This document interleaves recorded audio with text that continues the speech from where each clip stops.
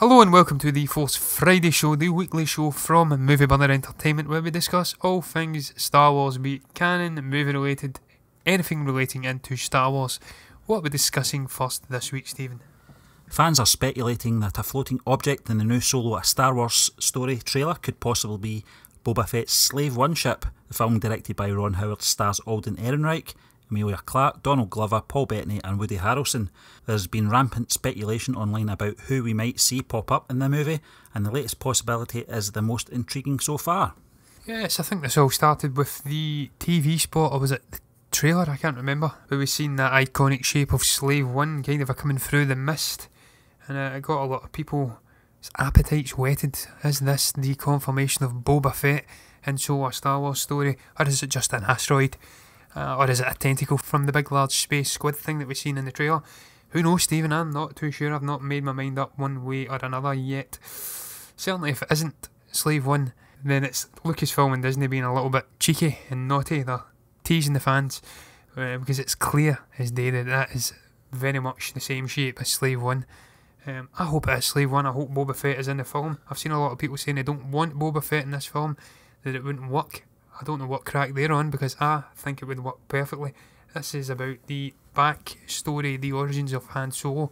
The guy's getting into the smuggling world for the first time through the Beckett character. He's meeting up with Lando and all these undesirables in the criminal underworld. In the Star Wars galaxy, there is no doubt in my mind that Boba Fett would have been floating around in the same circles at that time period. He has to be in this film, and I hope this is confirmation. And indeed, I'll get into it later. If you don't touch on it, Stephen, there is actually an interesting photo popped up as well, which may add further weight to that. Yeah, certainly there is clues in there of Mandalorian undertones, John, which we'll certainly touch on in a little moment. You know, there has been rumours that a standalone Boba Fett movie has been in the works before this film, and perhaps this is a way that we will see the character come into it. There is a long history between the bounty hunter and everyone's favourite smuggler, so we'll have to see if this is the beginning of their interactions and their relationship. But one thing I will say is it could be a little cheeky Easter egg it was put in there just to see if the fans were paying attention to this latest TV spot. It's not the first time that a familiar ship has appeared in a Star Wars movie. Certainly we saw the Millennium Falcon. I can't remember if it was episode 2 or 3. I think it was Revenge of the Sith. Was it Revenge of the Sith, episode 3? We certainly didn't get Han Solo in that film. It was certainly one of the very first ever Easter eggs picked up. But I digress. I think Boba Fett will appear in this film. There's certainly clues of Jabba the Hutt, perhaps from the dialogue from Woody Harrelson in the trailer. A lot of speculation that, you know, the Hutts are going to be the ones orchestrating this heist or whatever. That will remain to be seen, but I was always against a Boba Fett standalone film. I don't think that a character as cool looking as he was, you know, a lot of people thought he was underutilised in The Empire Strikes Back and Return of the Jedi. I have to disagree there. He was what George Lucas intended him to be. You know, he was a side character that just looked cool. He certainly didn't have much of a backstory. I think his first appearance was in the animated segment of the holiday special. I think that's where most fans picked up on this character right away and thought he's cool.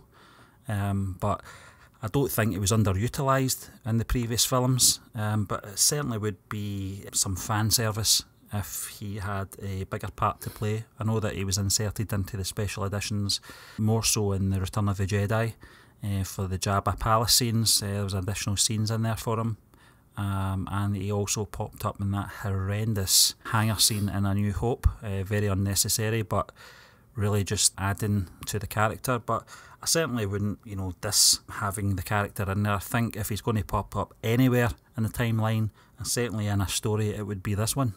Yeah, and I've actually just read something very interesting, Stephen. Apparently there is rumours that Alden Ehrenreich is tied down to a free picture deal, so that may heavily hint, if those rumours are true, that there is going to be maybe sequels to this film. And this may be part of a 2 or 3 part series. Maybe he's going to pop up in a small cameo in another film. So if he isn't in this film, then I think for sure he'll definitely pop up somewhere along the line if there is a sequel to the Solo film. The shape we've seen in the trailer, I have to admit though, even though the resemblance is uncanny, the movement of the ship wasn't reminiscent of a Slave One, I have to say. So it may be that people are just clutching at straws and it's just a case of Lucasfilm and Disney being a little bit sneaky and trying to get people's hopes up. Who knows? And as I says, it could have been a tentacle from that big creature we've seen, kind of trying to attack the Millennium Falcon. I think this is the Kessel Run sequence they're calling it. So it's not clear one way or the other whether that is the Slave 1 ship. Personally, I'm, as I says earlier, sitting on the fence.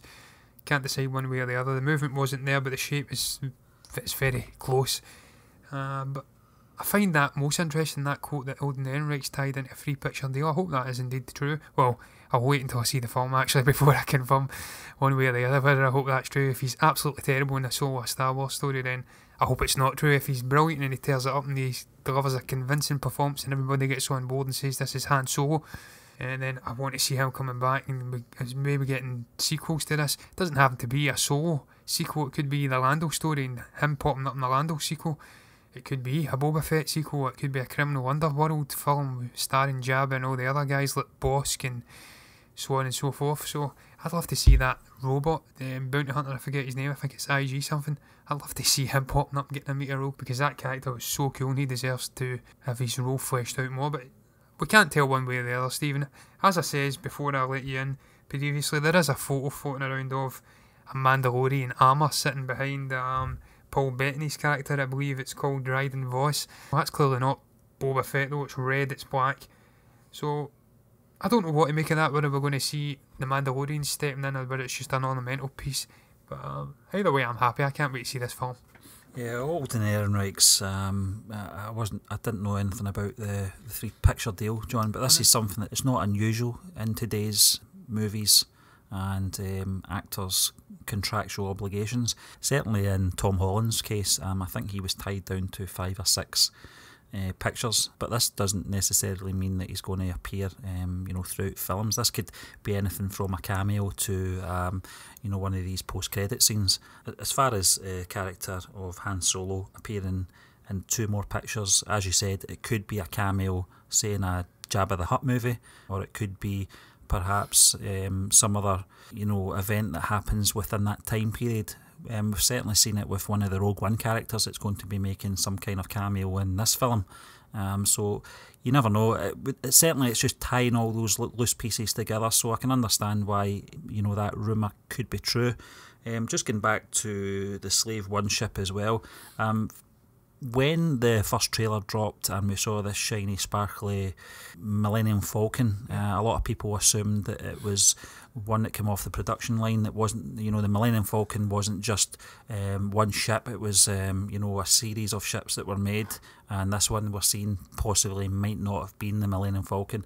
I think since then people are now getting to grips that this is a Millennium Falcon before Han tarted it up, or tarted it down in his case. Very similar to Slave 1. Who's to say there's not similar ships out there? Certainly the Mandalorians, that could be their chosen vehicle. Who knows? Yeah, I was just about to say the same thing, Stephen. Maybe that is just a ship that was prevalent throughout the Mandalorian Slave parts 2. Slave 2, around the Mandalorian parts of the galaxy. Maybe it's their trademark ship. Certainly we don't really get that great of an insight into the character. Also we realise that he's helping form the clone army in Attack of the Clones, but we don't get much more. Is he a Mandalorian? Is he just some guy that stole a Mandalorian armour? I don't know. Maybe it's been fleshed out in another novel and I've not read it, Lord knows, Stephen. But that 3 picture deal quote is actually at the bottom of a Screen Rant article. But having done a little bit of delving on it, it's actually stemming back to July 2016, which is obviously nearly 2 years out of date. Lord knows whether they've torn that contract up after his performance in this film and getting acting coaches in and stuff like that. I doubt it. I think that's quite a prominent thing. I think that happens more often than people would let on. So I would really like to see a Lando film after this, and that maybe tying into it and Holden coming back. I think he's a great actor. I seen him in Hail Caesar. He was one of the best things in that film. It was a very poor film, but he was great in it. And yeah, I mean, I'm very excited. I'm very excited for the Paul Bettany character as well. Looking at that photo of him, he looks like he could be the main villain. I mind we mentioned last week it was confirmed that Enfys Nest wasn't the primary villain. I think it's looking very likely that this chap is going to be the primary villain.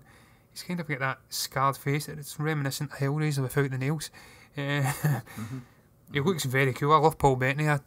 This guy, I've been a fan of him for years, all the way back to Gangster #1 back in the day. I think he's a phenomenal actor. and I'm really excited to see what he does. So even if Boba Fett doesn't pop up, I think we've got enough things going on in this film to keep everyone engaged and focused on the story. And I do want to see Jabba in there though. Yeah, Paul Bettany, I seem to recall before Heath Ledger was cast, he was in line to become the Joker. Certainly pictured him taking that part on, prior to Heath Ledger's portrayal. Just going back to what you were saying about a Lando film as well, never crossed my mind, John. Certainly would work in that for Alden Ehrenreich to appear in that, if that was to be made. The only thing is, I think I've mentioned this before, is if they're going down the road of making a Lando film, a lot of people, initial reaction is this is going to put back films such as the Obi-Wan standalone film. It's going to be put back further. Not necessarily true. This could be after the saga films that we might finally see 2 Star Wars films per year, which would allow a Lando film to take place in between the Rian Johnson trilogy or the television series or these series of films that are going to be coming out as well.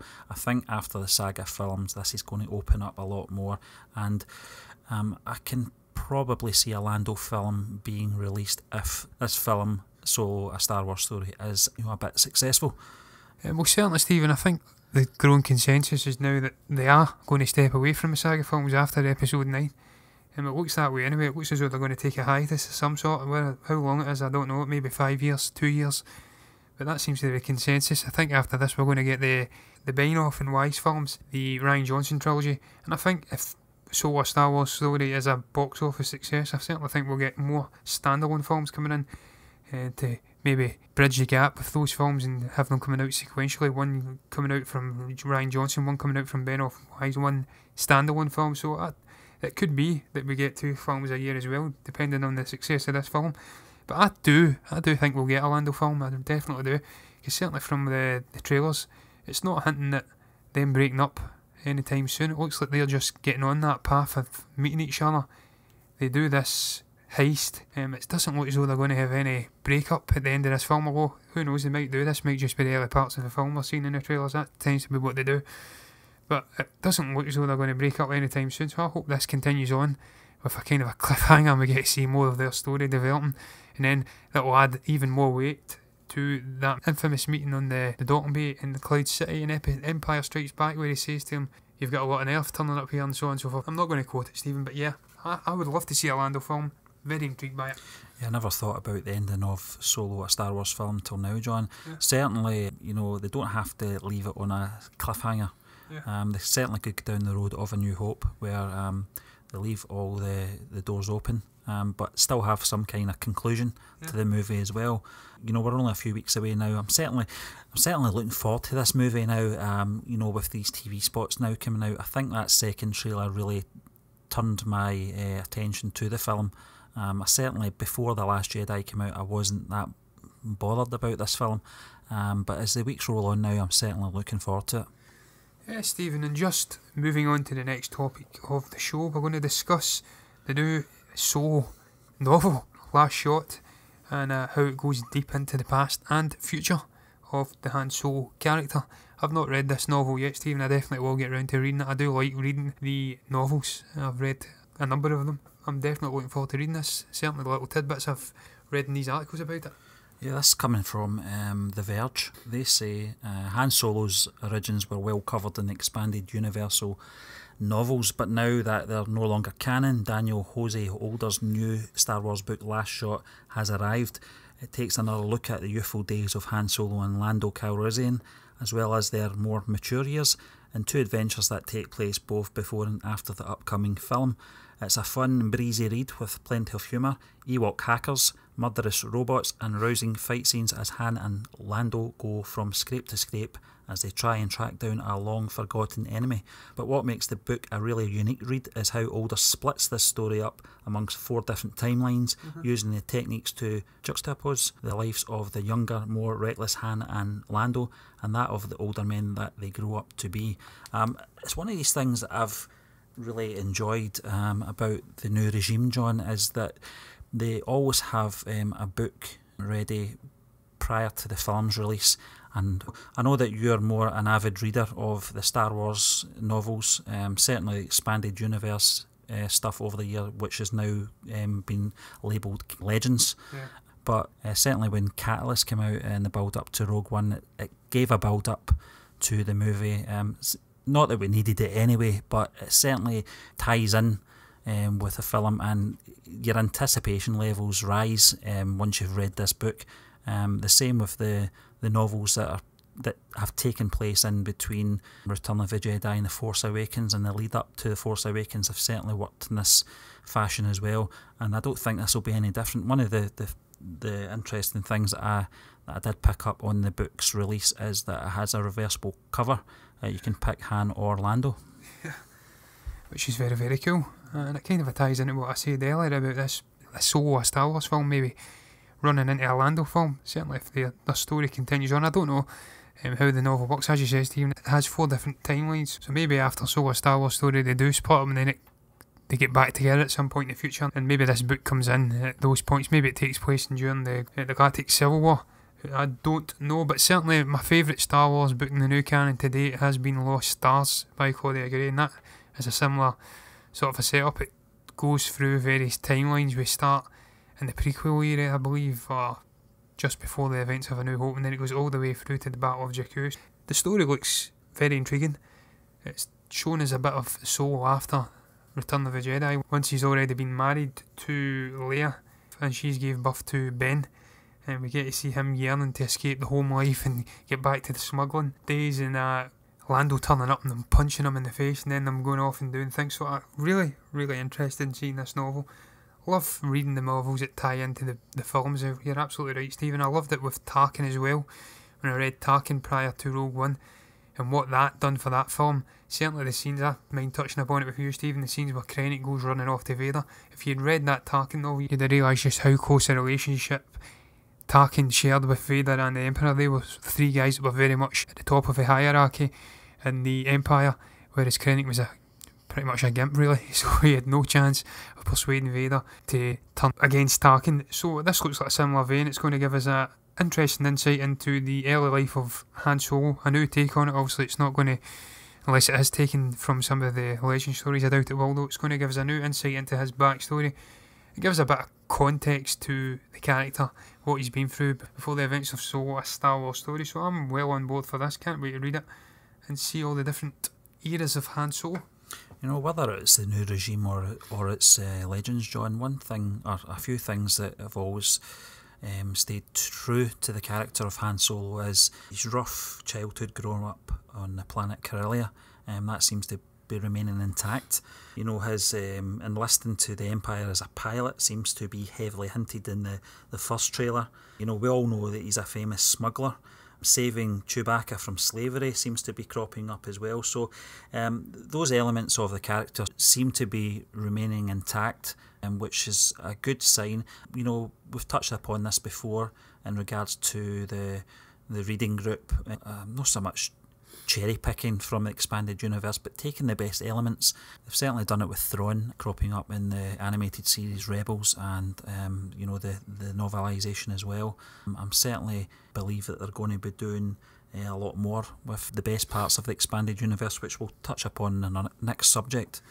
Yeah, I mean, the general attitude towards this Solo Star Wars story film, Stephen, was that people weren't really caring about the origin of Han Solo. I was certainly on board with that, but I do like reading about it in novels. I've enjoyed reading about the backstory of Princess Leia and the other Claudia Gray books, and I'd love to see a story kind of a chart on Luke Skywalker's early days in Tatooine. It might be a bit dour to some people, but I'd love to see this chap going off and having parties in the Toshi station and stuff like that. And that sounds absolutely terrible when I think about it. Take that back.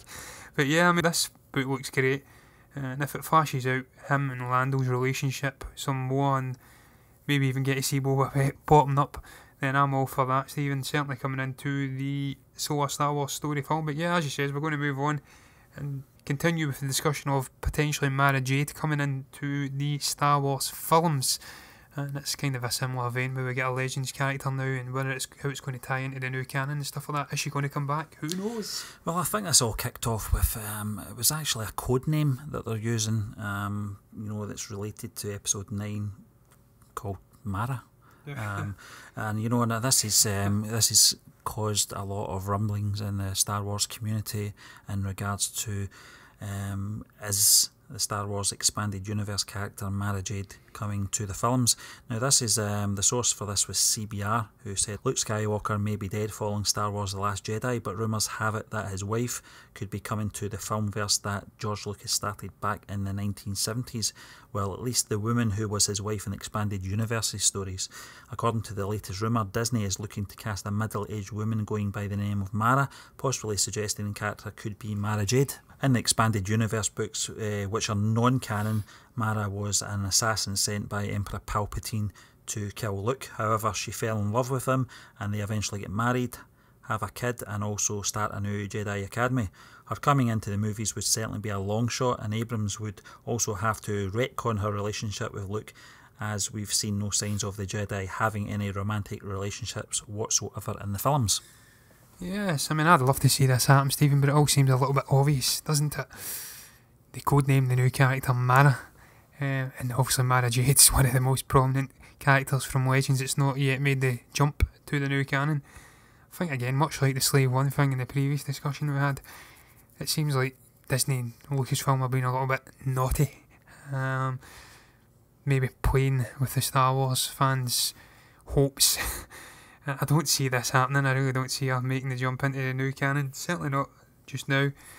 Certainly not in the saga films either. I think if we're going to see her, she'll pop up in a standalone film.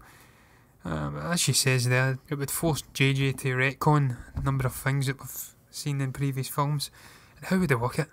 Would she come in, be middle-aged? How would they explain her not being around in the events of The Last Jedi and The Force Awakens? Does she have a relationship with Luke? Did they get married? Could there potentially be an offspring there? Is she force sensitive in this new iteration of the character? Is she going to have connections to the Emperor? I don't know. It seems like an awful lot of explaining they'd have to do to make this viable.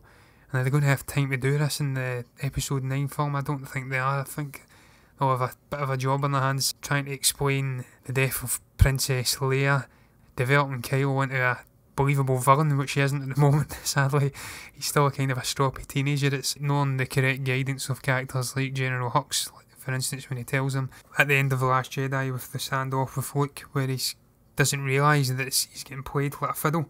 So I don't see this working. I don't see how it could happen. I think they've got too much in their hands already for Episode 9. Potentially getting a new Jedi Order coming in. How could they fit it in? I don't think they can. I think it's too obvious with the codename. But I would love to see it happen. I've mentioned numerous times before, she's one of my favourite characters from Legends alongside Thrawn. Loved her backstory where she was, I think, the Emperor's hand, force-sensitive group of agents. I don't know the name to explain it, but basically she was tasked with protecting the Emperor in the Legends stories, and just the way she played off Thrawn, she was kind of using him to get at Luke Skywalker. Just everything they'd done, having the children, her getting married to Luke. It was a great sort of a playing hard to get sort of a thing where she hated him at first, then he slowly grew closer, then they had the child. It was a much better version of Luke after the events of the original trilogy than what we've got, and it's depressing me even talking about it really. But I don't see it happening. It certainly would be shoehorning and John, after Luke died, in The Last Jedi, it's really just tough to see this being forced into not so much Luke's story at this point, but certainly the way that this sequel saga is going, especially when he was portrayed as this loner on Act 2. Yeah. I know there was speculation, I don't know if you recall this, the climatic scenes at the very end of The Force Awakens, which was probably the best part of the film. Yeah. He was standing at that cliff edge and there was a kind of rock formation that looked like a grave. I think that was deliberate as well, from J.J. Abrams to put that in there to look like a grave and start the speculation of this could possibly be Mara Jade, Luke's wife. I think it's all just conspiracy theories at the moment. There's another one that's going about that she could be Rey's mother, which I think that's more realistic, but not connected to Luke in any fashion. I think that would be more realistic, but we'll have to see. It's going to be very interesting to see how the casting of this character goes.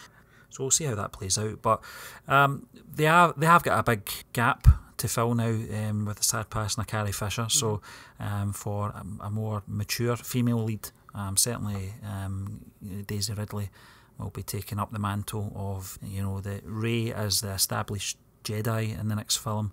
But it'll be interesting to see who they cast for this role. I never actually thought of that, Stephen, where she could potentially be Rey's mother. Maybe this is JJ going to be retconning The Last Jedi, doing a small retcon where turns out she is a Skywalker after all. She's Luke's daughter, and somehow they fell away from each other during the events that led up to The Force Awakens. Between that and The Return of the Jedi, that's maybe a possibility. I would love to see that. I've mentioned numerous times I want Rey to be Luke's daughter. I want them to continue the Skywalker name on, but I don't see it happening, sadly. And certainly if they were to introduce Mara Jade in, then they could keep some of the ideas from the Legends in play, with her getting married to Luke, starting the Jedi Academy, which eventually gets destroyed by Ben, and then they'll maybe separate and going off their different ways. They send Rey to Jakku for her own protection, and then that leads us on to the events we're seeing right now. But I don't see it happening, sadly. I think they're playing the fans, which is a dangerous game after the backlash against The Last Jedi. The last thing they want to be doing is playing the fans, which want to see this character coming back. She's a much beloved character. It's a dangerous game they're playing. I think they would want to be appeasing fans as much as they could, getting them in the door for episode 9 to help that box office, which could take a bit of a hit. So I don't know what to make of it. I don't think it's going to be Mara Jade, sadly. It's too obvious, it's too on the nose. But who knows, Stephen, we'll see when episode 9 comes out, and maybe even before. Making Star Wars and Star Wars Newsnet and stuff usually break a lot of leaks and news in the lead up during production, so we might find out sooner. Who knows? And that just brings us to the end of episode 8 of the Force Friday show. We'd like to thank you for listening once again, and we'll be back next week to do it all again.